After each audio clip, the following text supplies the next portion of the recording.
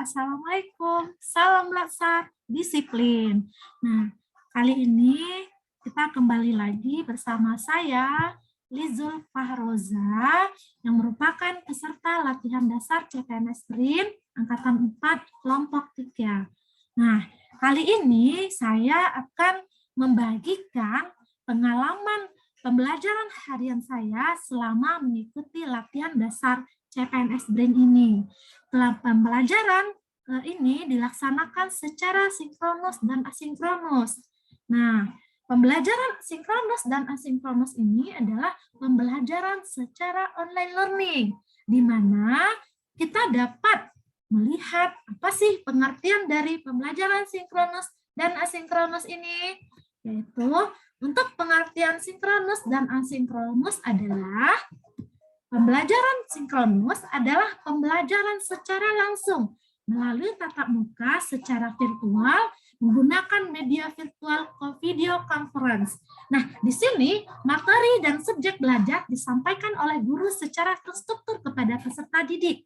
Peserta dapat mengakses pembelajaran pada waktu yang sama dengan teman-teman yang lain dan guru-gurunya.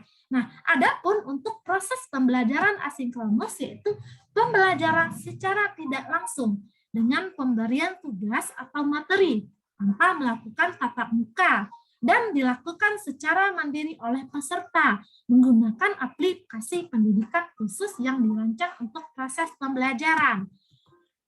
Nah, berdasarkan pengalaman saya menggunakan pembelajaran sinkronus adalah ketika pembelajaran distance learning atau e-learning menggunakan Zoom meeting. Adapun kelebihan-kelebihan yang saya rasakan saat proses pembelajaran sinkronus adalah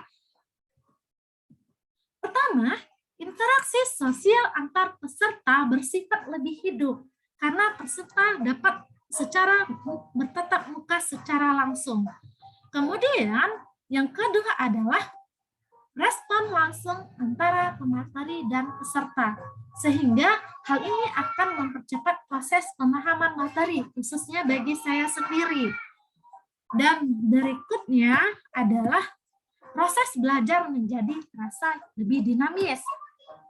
Hal yang keempat adalah komunikasi langsung antar peserta dan pemateri bisa dilakukan. Hal ini akan membuat kegiatan dan suasana terasa lebih hidup. Nah, di sini saya dapat mengajukan pertanyaan secara langsung kepada pemateri dan pemateri pun dapat merespon langsung apapun pertanyaan yang saya berikan. Nah, dari sekian hal positif yang saya rasakan ketika pembelajaran sinkronus, ada juga kekurangan-kekurangan yang saya rasakan ketika pembelajaran sinkronus. Nah, diantaranya adalah yang pertama, jadwal belajarnya kaku karena sudah dijadwalkan pada jam-jam yang khusus. Jadi mau tidak mau saya harus mengikutinya. Kemudian terkadang sulit untuk mengatur jadwal yang nyaman bagi setiap peserta karena ada beberapa teman yang berada di luar negara dengan waktu yang berbeda di sini dengan pemateri. Di sini siang, di sana mungkin masih dalam keadaan malam, sehingga mereka merasa kurang nyaman dalam mengikuti pembelajaran. Kemudian risiko terjadinya gagal proses pembelajaran tersebut apabila koneksi internet tiba-tiba mati atau lambat, dan hal ini akan mengurangi proses pembelajaran terasa kurang nyaman. Nah, kemudian ketika melakukan pembelajaran asinkronus, saya menggunakan pembelajaran menggunakan e-learning dengan MOOC. Nah, proses asinkronus learning ini dapat dilakukan dengan aktivitas membaca, kemudian saya membuat catatan, menonton video, mendengarkan podcast, atau mengeksplor lebih lanjut sumber-sumber yang sudah dicantumkan oleh pemateri, sampai saya nanti akan merefleksikan dan mendokumentasikan materi yang sudah dipelajari.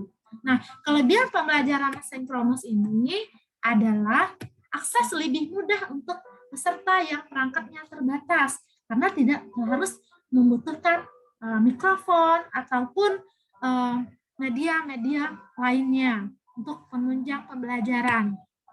Nah, kemudian ketika sinkronus, itu akan lebih hemat kuota internet karena saya hanya perlu untuk pergi ke sumber media, kemudian mendownload dan materi tersebut dapat saya baca secara offline.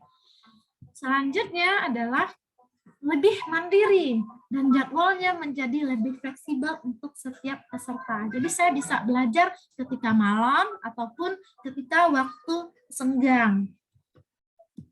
Nah, adapun kekurangan dari pembelajaran asinkronus ini adalah pembelajaran dengan mudah terasa jenuh dan bosan karena bersifat pasif sehingga tidak terjadinya umpan balik antara peserta dengan pemateri.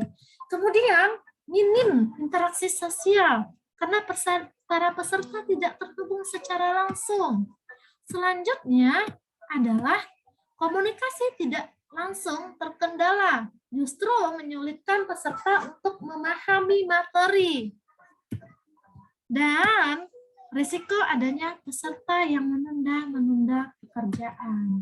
Nah, selanjutnya adalah berhasil atau tidaknya pembelajaran itu tergantung dari motivasi dan kemandirian dari peserta itu sendiri.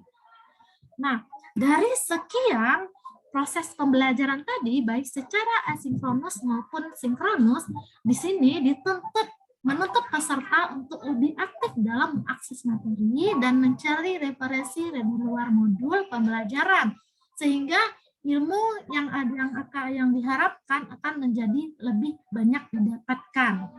Nah, jadi peserta dituntut bisa secara mandiri mengatur waktu untuk belajar dan memahami materi. Sekian pengalaman saya kali ini dan sampai jumpa pada kesempatan selanjutnya. Assalamualaikum warahmatullahi wabarakatuh.